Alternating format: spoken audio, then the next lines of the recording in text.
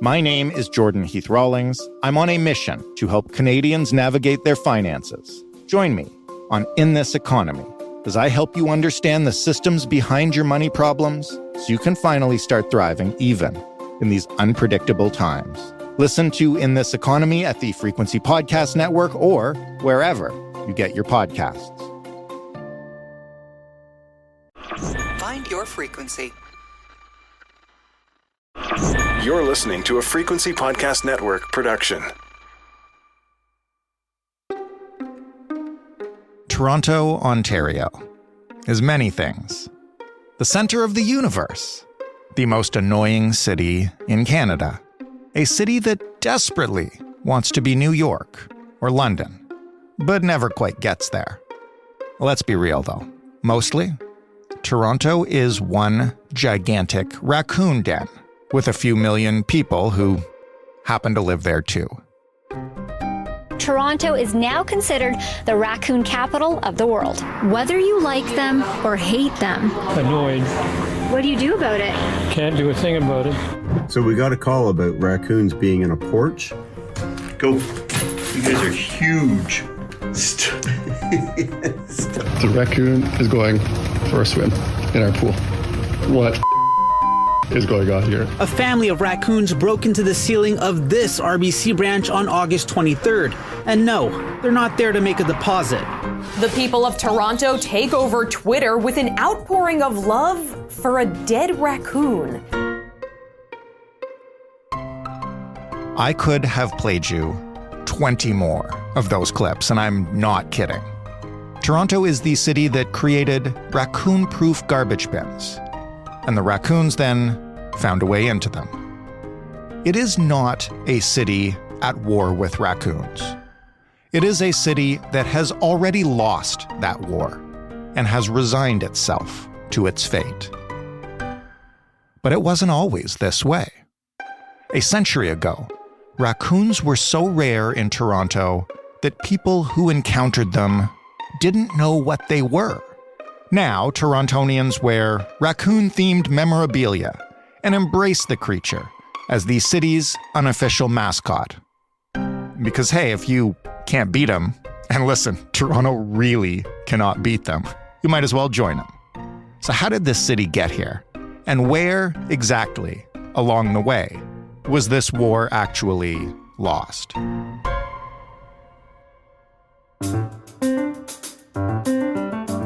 I'm Jordan Heath Rawlings. This is The Big Story. Amy Dempsey is a senior writer with the Toronto Star who dug into the long and curious history of raccoons in Toronto. Hello, Amy. Hello. Why don't you just start by telling us the raccoon origin story in Toronto? You went a long way back and I guess dug this out of the archives? Yeah, so I have spent a couple of years digging into the archives at the Toronto Star to try and figure out when we started having raccoon problems. And I came across a story that made me laugh from 1925. It was prominently placed, large letters declaring wild game haunting environs of Rosedale. And then there's a number of headlines that come along with this old school news story. Prowling raccoon falls victim to gardener in exclusive district. Ransacked pail every night till beguiled by sardine tin.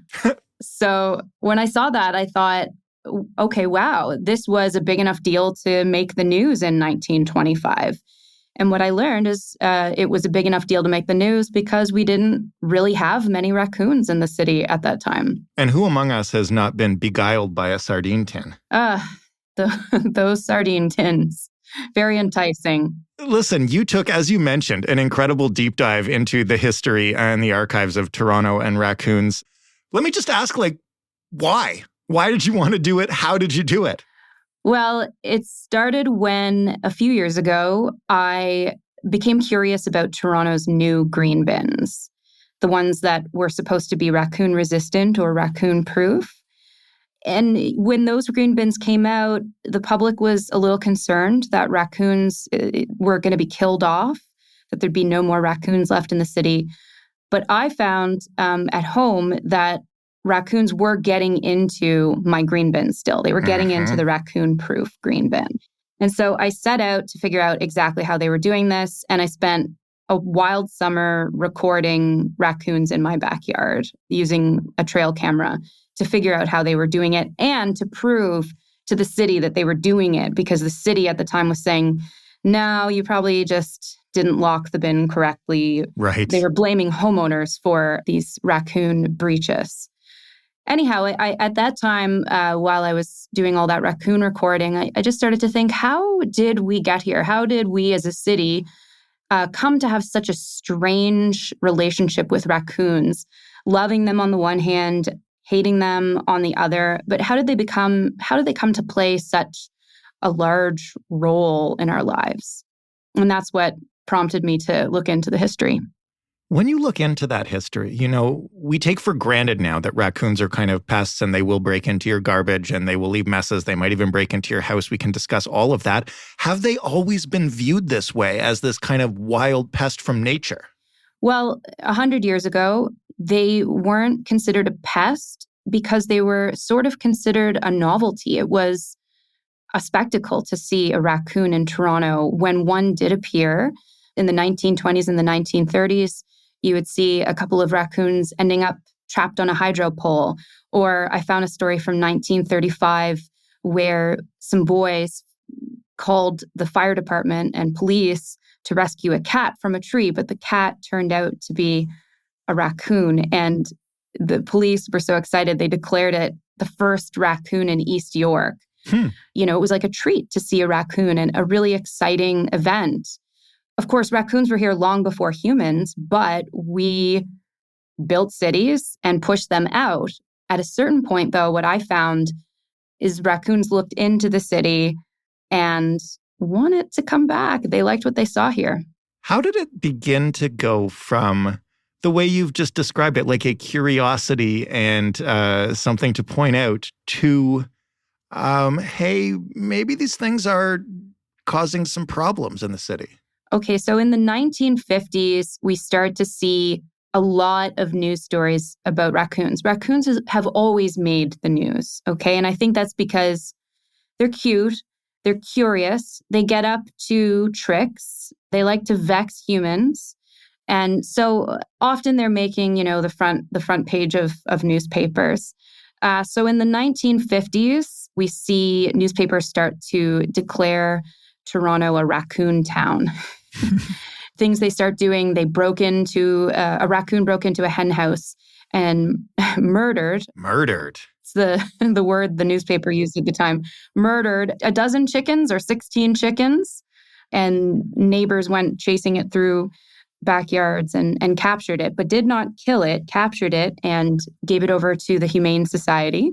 Over time, though, raccoons the more they're seen and the more raccoons that come into the city, the closer they get to humans, the less they fear humans and the more comfortable they are coming onto our properties. And when they're not just a creature that is seen in parks or seen, in a tree or on a hydro pole, but it's when they get closer to our properties that we begin to have problems.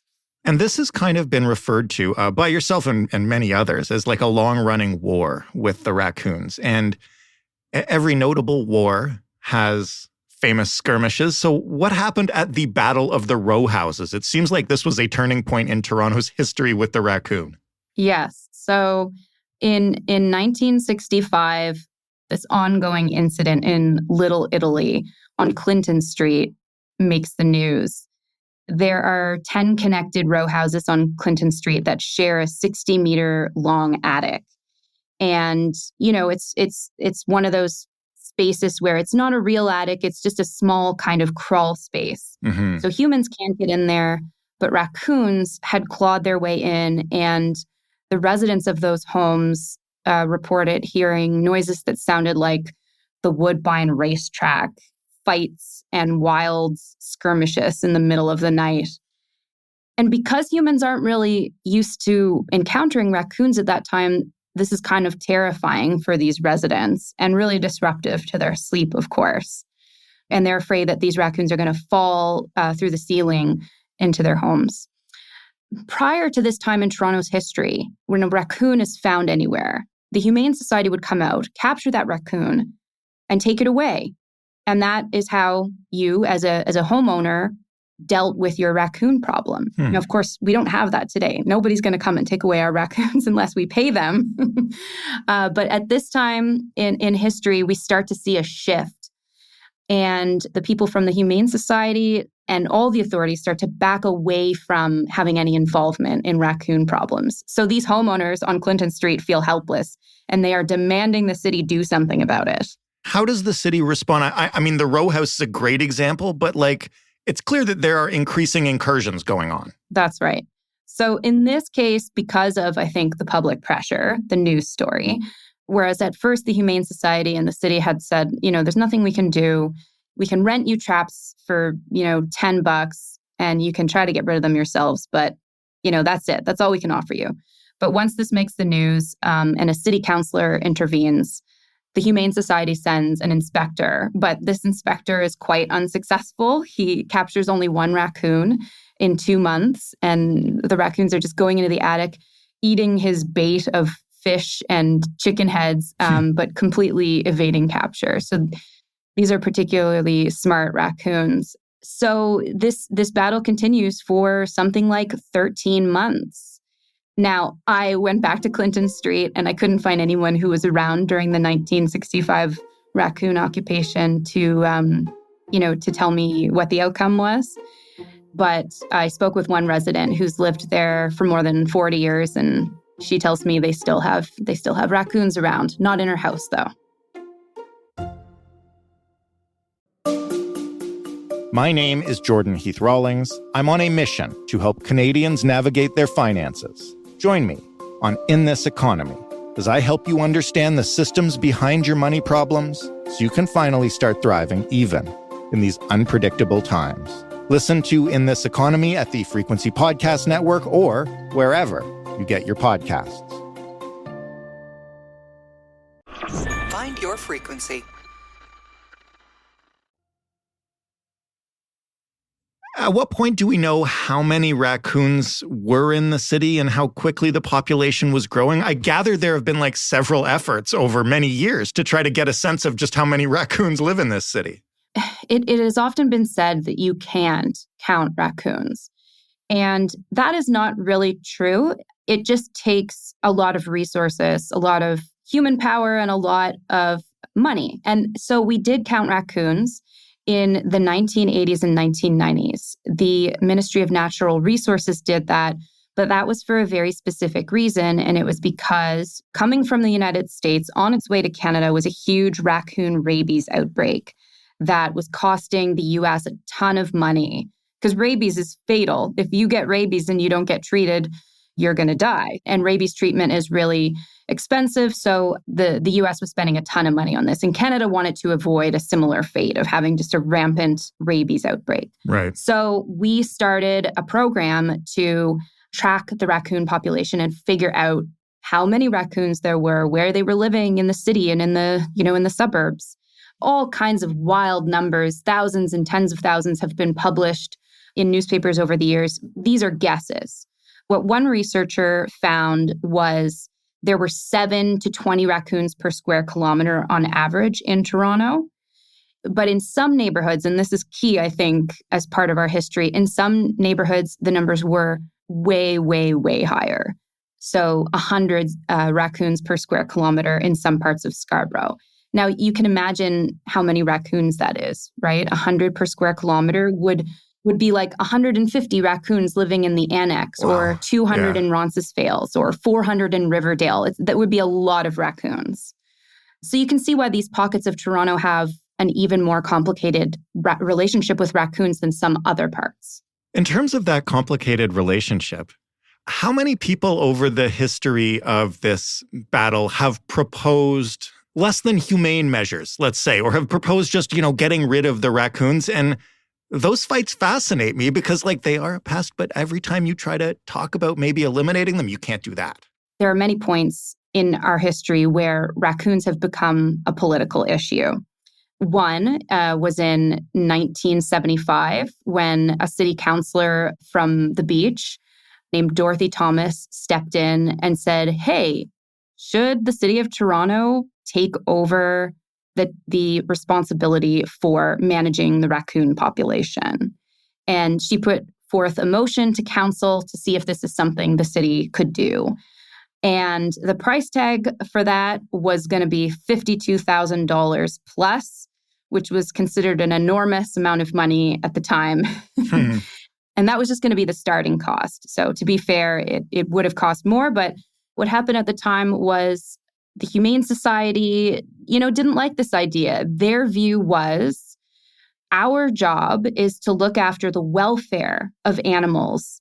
And there is no evidence that raccoons are not enjoying life in Toronto. In fact, they're thriving here. So it's not an animal welfare concern, but leave the raccoons alone. Right. They're doing great. Yeah. But then the following year in East York, things went a little differently when residents of East York were having raccoon issues. This was before amalgamation. So East York was a borough and it had its own council.